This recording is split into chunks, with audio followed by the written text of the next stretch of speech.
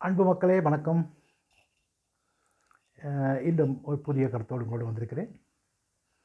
அதாவது ஆன்மா, சூரியன், சந்திரன் இந்த மூன்றுமே ஒன்று தான், ஒன்றே போலத்தான். அதாவது சூரியன் தோன்றுவது போல தோன்றுகிறது, மறைவது போல மறைகின்றது. நம்ம கண்களுக்கு அப்படி தெரிகின்றது, சூரியன் தோன்றுவதாகவும் மறைவதாகவும். ஆனால் சூரியன் தோன்றுவதும் இல்லை, மறைவதும் இல்லை, அது அப்படியே இருக்கிறது. எமது மாயை கண்களுக்குத்தான் அப்படி மாயமாக தெரிகிறது. சந்திரனும் அப்படித்தான், தோன்றுவதும் இல்லை, மறைவதும் இல்லை. ஆனால் நமக்கு தோன்றுவது போல தெரிகிறது, மறைவது போல் தோன்றுகின்றது. இதே போலத்தான் இந்த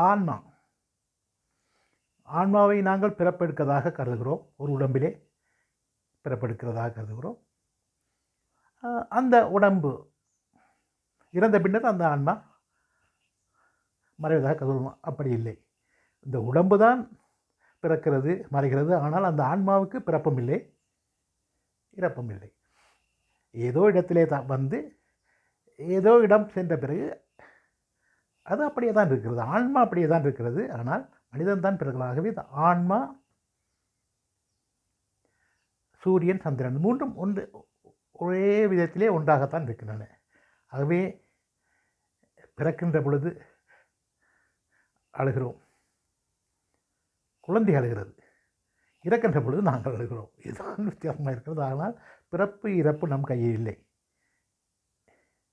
எங்கே, எப்படி, எங்கே, யாரோடு பிறக்கிறதோ, எங்கே பிறக்க தெரியாது. ஆனால் மறைவும் அப்படித்தான். பிறப்பு இறப்பு என்பது மனிதனுக்குத்தான் நடக்கிறதே ஒழிய ஆன்மா அழிவதில்லை. ஆன்மாக்கள் என்றுமே அப்படியே தான் இருக்கின்றன. எங்கோ ஒரு இடத்திலே போய் சேருகின்றது. இப்போ ஆற்றிலே உருவாகிற நீர் ஓடி ஓடி போய் கடலிலே கலக்கிறது, மேலும் திரும்பவும் மழையாக பெய்கிறது, திரும்பவும் ஆற்றுக்கு வருகிறது. இப்படித்தான் அது மாறி மாறி வருகிறதே ஒழிய ஆன்மா, சூரியன், சந்திரன் மூன்றும் என்றும் தோன்றுவதும் இல்லை, என்றும் மறைவதும் இல்லை என்கின்ற ஒரு கருத்தைத்தான் உங்களுக்கு பொழுது வைக்கிறேன். நன்றி, வணக்கம்.